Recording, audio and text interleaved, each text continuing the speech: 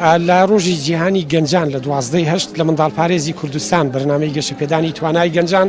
لە پرۆژەی سنتەری چالاکی گەنجان لە ڕانیە ئەمڕۆ کەرنەڤاڵێکی چالاکی گەنجانی ڕانیەمان ئەنجامدا کە سەرجەم 42 گەنج بەشداریان تێدا کرد کە تێیدا لە دوو پێشەنگای شێوەکاری هاوبەشدا بە کۆمەڵێک ستایلی جیاواز چەند بەرهەمێکی شێوەکاری نیشاندرا هەروەها لە دوو گروپی مۆزیکدا چەند بەرهەمێکی گۆرانی و مۆزیک پێشکەشکرا ئامانجی ئێمە لەو ڕۆژەدا دەرخستنی توانە و بەهرەی گەنجانمان بوو بەو پێی ئەم